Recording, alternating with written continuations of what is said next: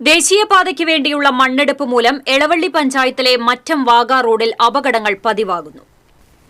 ചേലൂർകുന്ന് പ്രദേശത്ത് നിന്നുമാണ് വ്യാപകമായി മണ്ണെടുപ്പ് നടക്കുന്നത്. രാത്രിയെന്നോ പകലെന്നോ വ്യത്യാസമില്ലാതെ ടോറസ് ലോറികൾ ചീറിപ്പായുന്നതും ലോറികളിൽ നിന്ന് ചരൽ മണ്ണ് റോഡിൽ വീണ് കിടക്കുന്നതുമാണ് അപകടങ്ങൾക്ക് ഇടയാക്കുന്നത്. ചേലൂർകുന്ന് മേഖലയിലെ നാട്ടുകാരും മറ്റം വാഗ റോഡിലൂടെയുള്ള യാത്രക്കാരുമാണ് ഇതുമൂലം ബുദ്ധിമുട്ടിലായിരിക്കുന്നത്.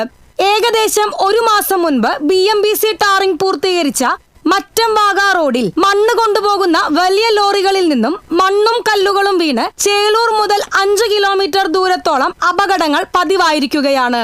നാട്ടുകാരുടെ പ്രതിഷേധത്തെ തുടർന്ന് റോഡിൽ വീണ മണ്ണുകട്ടകൾ നീക്കം ചെയ്യുന്നതിന് തൊഴിലാളികളെ നിയോഗിച്ചിട്ടുണ്ടെങ്കിലും പ്രശ്നത്തിന് പരിഹാരമായിട്ടില്ല. പരിസരത്തെ വയസ്സായവരുൾപ്പെടെ രോഗികളും പൊടിശല്യം മൂലം ദുരിതമനുഭവിക്കുകയാണ്. പോലീസിന്റെ അനുമതിയോടെ നടക്കുന്ന മണ്ണെടുപ്പിന് ബന്ധപ്പെട്ട അധികാരികൾ ഇടപെട്ട് പരിഹാരം കാണണമെന്ന് എളവള്ളി മണ്ഡലം കോൺഗ്രസ് പ്രസിഡന്റ് പ്രസാദ് വാഗ ആവശ്യപ്പെട്ടു.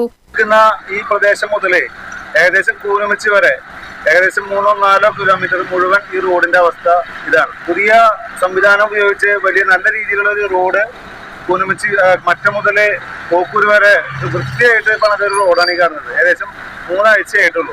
ആ റോഡിന്റെ അവസ്ഥയിൽ ഇപ്പൊ ഇതേപോലെ തന്നെ മണ്ണുകൾ വീണുകൊണ്ട് ഇപ്പൊ ഒരു പണിക്കാരൻ നിർത്തിയിരിക്കുകയാണ്. കൊത്തിയുമായിട്ട് പിക്കാസുമായിട്ട് ആ കാണുന്ന റോഡിലെ മുഴുവൻ മണ്ണുകളും ഇളക്കിയെടുത്ത് മാറ്റി കളയുന്ന രീതിയിൽ. TCV news, Pavaratti.